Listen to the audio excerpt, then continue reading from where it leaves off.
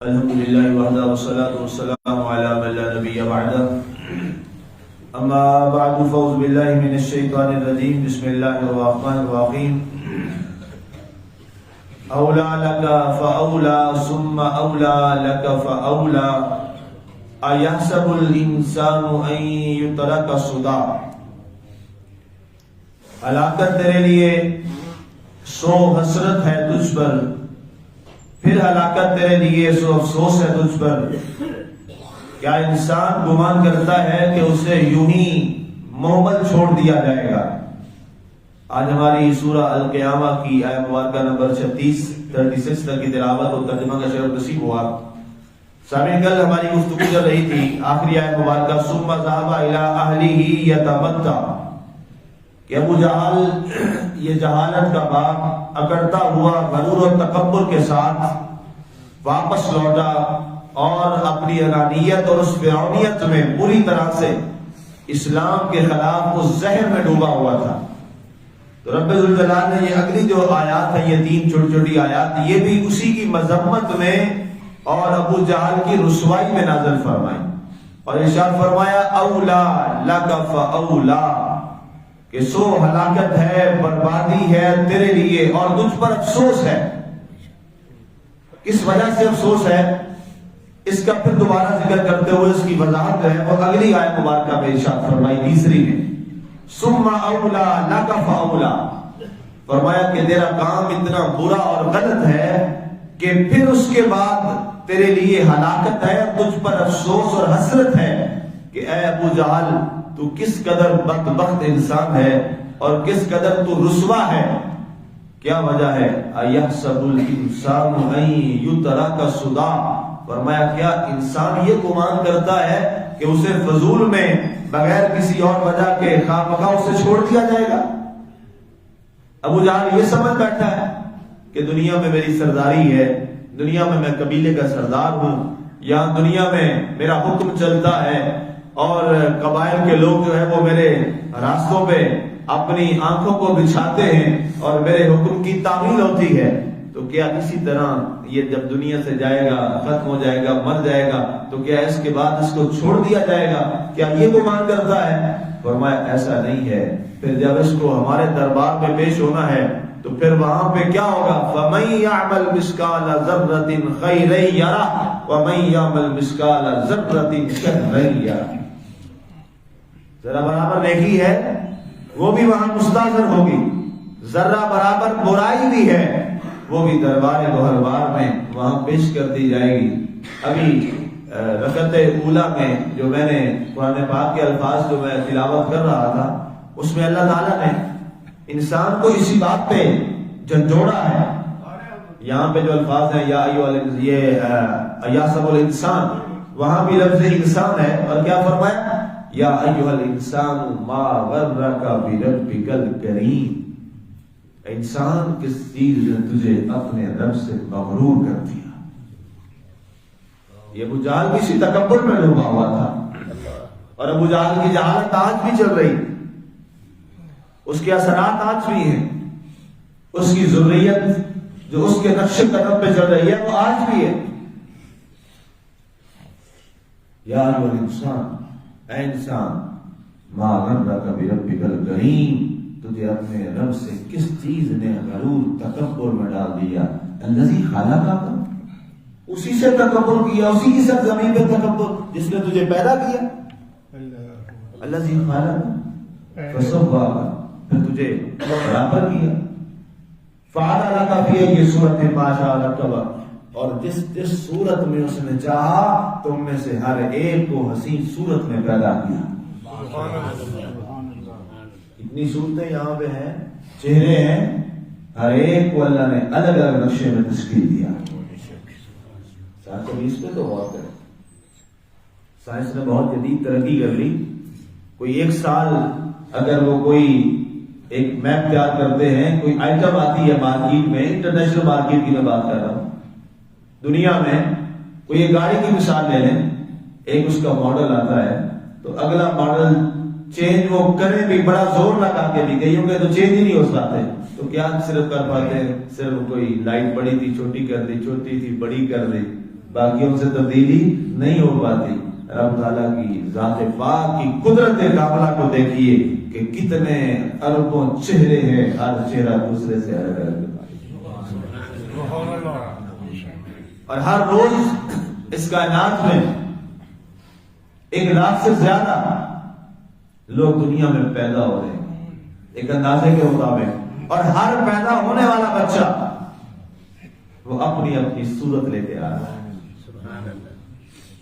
اللہ نے اس کا ذکر کیا، اور احساس انسانیت یہی ہے، احساس آدمیت یہی ہے کہ انسان سب سے پہلے، جمعہ کے خطبے میں نے ایک بات عرض کی تھی کہ دنیا میں آنے کے بعد جو سب سے پہلا جو رشتہ، جو جس کا سوال سب سے پہلے قبر میں کیا جائے گا، وہ اللہ اور بندے کا رشتہ.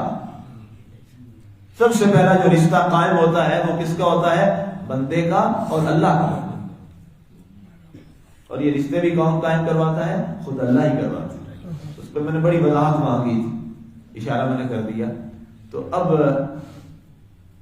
فی ای صورت ما شاء رکبک، اس نے جس جس صورت میں تمہیں چاہا اس صورت میں تمہیں ترکیب دی. پھر آگے فرمایا گیا یہ مت گمان کرنا کہ تمہیں بس چھوڑ دیا جائے گا. تمہارے کرام کاتبین ہیں، یعلمون ما تفعلون، تم جو کر رہے ہیں وہ جانتے ہیں. ان الابرار لفی نعیم وان الفجار لفی جحیم. جو ابرار اور نیک لوگ ہوں گے وہ اللہ کی جنتوں اور نعمتوں میں ہوں گے، اور جو فاجر لوگ ہیں وہ لفی جحیم، جہنم میں ڈال دیے جائیں گے. اب یہ ساری وضاحتیں جو ہیں یہ جب وہاں صورت پہ آگے ہم جائیں گے وہاں اس پہ تفصیل سے بات ہوگی. لیکن یہاں جو ہے یہاں بھی وہی انسان کا ذکر ہے. مخاطب ابو جہل ہے، لیکن ظاہر ہے ابو جہل کا تو معاملہ ختم ہو گیا وہاں پر بدر کے اندر. اس کے بعد اب ظاہر ہے قرآن تو قیامت تک کے لیے. آج بھی جب قرآن پڑھا جائے گا تو اس سے مراد ہر پڑھنے والا جو قرآن کا قاری ہے وہ جب یہ پڑھتا ہے ایحسب الانسان، تو اس سے ہر پڑھنے والا قرآن کا وہ قاری مراد. ٹھیک ہے، جب وہ میں وضاحت کر رہا ہوں قاری سے مراد ہر پڑھنے والے کو کہتے ہیں عربی زبان. اصل میں ہمارے یہاں لوگوں کو عربی آتی کو بھی نہیں ہے، اجمی لوگ ہیں تو صرف قاری صاحب سے وہ کہتے ہیں جو مولانا صاحب ہوتے ہیں یا امام صاحب ہوتے ہیں، مسجد ہوتے ہیں. عربی میں ہماری اصطلاحات میں قاری ہر پڑھنے والے کو کہتے ہیں. ہاں جی، آپ پڑھ رہے ہیں، آپ پڑھ رہے ہیں، آپ پڑھ رہے ہیں، سارے قاری ہیں. اس لیے کیونکہ ہم وہ ہماری اصطلاح کو پڑھتے ہیں تو ہماری زبانوں میں لفظ وہی چلے ہوئے ہیں، اور یہی درست بھی یہی ہر پڑھنے والا جو ہوتا ہے وہ کیا ہوتا ہے؟ قاری ہوتا ہے. ہمارے ہاں یہ جہالت ہے، سارے ہی قاری. ٹھیک ہے، تو یہ غور طلب بات ہے. انسان، اچھا انسان کیا ہے؟ اب اس کو بھی بس بات ہے. انسان کیا ہے؟ یہ انسان کی حقیقت کیا ہے؟ اور حقیقت انسان کب پوری ہو جاتی ہے؟ اللہ تعالیٰ نے اس پہ ہمیں تھوڑا سا بیک پہ جانا پڑے گا. اللہ تعالیٰ نے جب اس کائنات کو تشکیل دیا تو اپنی معرفت کے لیے، اپنی پہچان کے لیے سب سے پہلے اس نے جس ذات اور شخصیت کو ایک مرکب کیا، ترکیب دیا، وہ کون ہے؟ وہ حضرت انسان ہے. یہ غور کریں آپ. اور پھر اسی انسان کے لیے اللہ تعالیٰ نے کیا فرمایا؟ اسجدوا لآدم، انسان کو سجدہ کرو. آدم علیہ السلام کے بارے میں کیا ہیں؟ آدمیت اور انسانیت کے باپ ہیں. انہیں ابو البشر کہا جاتا ہے، آپ کا لقب ہے ابو البشر، آدمیت کے باپ، سارے لوگوں کے باپ، آپ کے ہم سب کے وہ باپ ہیں. اولاد آدم ہے. یہ جتنی یہاں بیٹھی ہے کائنات میں جتنی ہے سب کیا ہے؟ اولاد آدم علیہ السلام. اب اس انسان کو پیدا کرنے کے بعد وہیں پر دنیا میں بھی بھیجا بھی نہیں ہے تو شرف اور اعزاز کیا دیا ہے؟ ارشاد ہوتا ہے اس جذوری آدم، اور وہ ہو کس کو رہا ہے؟ ملائکہ، جو دوری مخلوق ہے، پاکیزہ مخلوق ہے. اور انہوں نے سجدہ کیا. ابا واستکبر وکان من الکافرین. ایک نے سجدہ نہیں کیا، انکار کیا، تکبر کیا. تو یا مار کو لانا چاہتا ہوں، اس نے تکبر کیا اور انکار کیا. تو کیا ہو گیا؟ کان من الکافرین، وہ کافروں میں سے۔ اب اندازہ کیجیے، شیطان نے، ابلیس نے اللہ کو سجدہ کرنے سے انکار نہیں کیا تھا۔ یہ انسان وسیع میں کر رہا ہوں کہ ہمیں احساس ہونا چاہیے کہ ہمارے اوپر کتنی بڑی ذمہ داری ہے، ہم سارے کتنے ذمہ دار ہیں کہ ہم اسی حساب سے غیر ذمہ داری کا مظاہرہ کر رہے ہیں۔ شیطان کو اللہ کو سجدہ نہ کرنے سے نکالا گیا یا آدم کو سجدہ نہ کرنے سے نکالا گیا؟ سب کو جانتے ہیں نا جی، آدم علیہ السلام کو سجدہ نہ کرنے کی وجہ سے نکالا گیا۔ سجدہ کس کو ہوتا ہے؟ اللہ کو یا بندوں کو؟ اللہ کو۔ اب ابلیس کہہ رہا ہے جی اللہ تجھے کرتا ہوں، اور کسی ایک روایت میں نہیں ملتا کہ شیطان نے ابلیس نے کہا اللہ میں تجھے سجدہ نہیں کرتا۔ مجھے کوئی روایت نہیں ہے، کبھی بھی کسی کو مل جائے کہ اسے کوئی سن لے روایت تو مجھے وہ دکھا دے، ایسی کوئی روایت نہیں۔ یہ قرآن میں ملا ہے کہ اس نے انکار کیا آدم علیہ السلام کو سجدہ کرنے سے، تو اللہ نے اس کو ساری اس کی عبادات ضائع کر دی، برباد ہو گئی، اور اس کو کافر بنا کے اپنے دربار سے نکال دیا گیا۔ وہ کون تھا؟ وہ حضرت عیسیٰ تھا۔ ہم اس کی اولاد ہیں، تو جس کی وجہ سے اسے اللہ کے دربار سے راندہ درگاہ کر کے نکال دیا گیا، آج وہی انسان اسی دشمن کے راستے پہ چلے۔ بتاؤ پھر اللہ تعالیٰ کی ذات اس کو کیسے محسوس کرے؟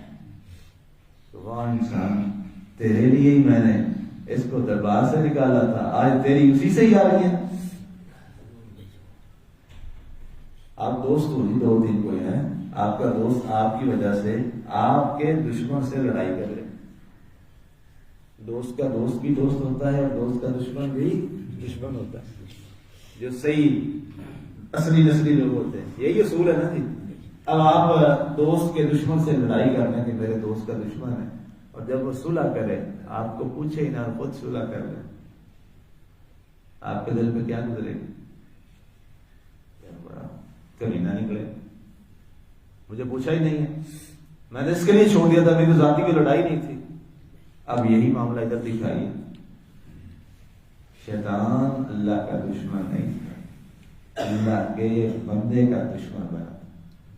اللہ نے کہا تم میرے نائب کا دشمن بنا ہے، جائر فی الارض خلیفہ، قرآن کے الفاظ ہے نا جی، خلیفہ اللہ نے بنایا انسان کو، تو میرے خلیفے کا دشمن ہے، جا میرا بھی دشمن ہے۔ اب وہ خلیفے کی ذریت جو ہے اللہ کو پوچھے بغیر بھی ہیں، اس کو دوستیاں بنا رہے، تو اللہ تعالیٰ کی ذات کو کیسا چھوڑا؟ ایک بزرگ سے کسی نے آ کے پوچھا، یہ صوفیہ بڑے من کے سچے لوگ ہوتے ہیں، اور حقیقت یہی ہے کہ انسان کی اصل اور حقیقت تک جاتے ہیں۔ شریعت جب اپنے عروج پر پہنچتی ہے، شریعت جب اپنے اکمال کو پہنچتی ہے، جب وہ مکمل ہو جاتی ہے، تو وہاں سے طریقت کی پہلی سیڑھی کا آغاز ہوتا ہے، پہلی سیڑھی کا آغاز ہوتا ہے۔ اور جو حدیث پاک ہے بخاری میں کہ عبادت اللہ کی ایسے کرو ان تعبد اللہ کانک تراہ، یہ طریقت ہے کہ تم اللہ کو دیکھ رہے ہو۔ عبادت اللہ کی کیسی کرنی ہے کہ جو ہی کہا عبادت اللہ کی، اللہ کا چہرہ نوری چہرہ سامنے، وجہ اللہ سامنے، اور فرمایا اگر یہ تم نہیں کر سکتے تو یہ کرو، ان اللہ یراک فإنہ یراک، اللہ تمہیں دیکھ رہا ہے۔ یہ کیا ہے؟ یہ شریعت۔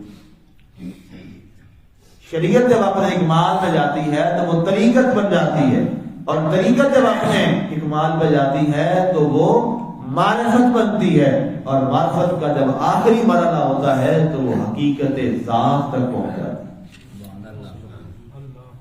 اور صاحبان شریعت کے لیے اس کی میں اور آسان وضاحت کر دوں، یہ لفظ مشکل ہے سمجھنے، کہ اقوال رسول صلی اللہ علیہ وسلم جو ہے وہ کیا ہے؟ وہ شریعت ہے۔ حضور صلی اللہ علیہ وسلم کے جو افعال، جو آپ نے عمل کیا، افعال رسول اللہ صلی اللہ علیہ وسلم جو ہے وہ طریقت ہے، اور احوال رسول صلی اللہ علیہ وسلم جو ہے وہ حقیقت ہے۔ وسلم پر کئی احوال، کیفیات آتی ہیں، اور ایک کیفیت ایسی بھی آئی، میں نے روایت آپ کو سنائی تھی، سید عائشہ آئی، بس آواز دے رہی ہیں، حضور صلی اللہ علیہ وسلم نے فرمایا من انتی، کون ہے تو؟ قالت یا رسول اللہ عائشہ، آقا میں عائشہ ہوں۔ فرمایا من عائشہ؟ عائشہ کون ہے؟ اپنی زوجہ سے فرما رہے ہیں، زوجہ رسول صلی اللہ علیہ وسلم سے فرمایا جا رہا ہے صلی اللہ علیہ وسلم۔ فرمایا کون عائشہ؟ سیدہ عائشہ ڈر گئی، پتہ نہیں کس کیفیت میں، کس احوال میں آپ علیہ السلام۔ کچھ وقت گزرا، آپ اس احوال سے باہر تشریف لائے، وقت گزرا ہو تو سیدہ عائشہ نے عرض کیا یا رسول اللہ ابھی میں نے آپ سے ایک بات کی تھی اور آپ نے، میں نے کہا میں عائشہ ہوں آپ کی بیوی ہوں۔ آپ نے کہا کون عائشہ؟ کون بیوی؟ کون عائشہ؟ یا رسول اللہ یہ کیا معاملہ تھا؟ آپ نے کہا عائشہ مجھے تو کچھ معلوم نہیں، میں تو اپنے رب کے پاس تھا۔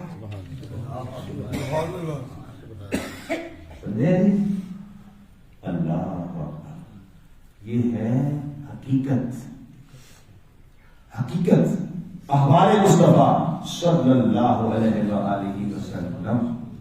یاد آج کا ایک اہم پیغام یہ ہے کہ ہم سارے انسان ہیں، ہم نے اس بات کو سمجھنا ہے کہ اللہ نے ہمیں بڑی عظمت سے نوازا ہے اور اللہ نے ہمارے دشمن کی وجہ سے اس سے دشمنی لی ہے، ہم نے بھی اس دشمن کو دشمنی سمجھا،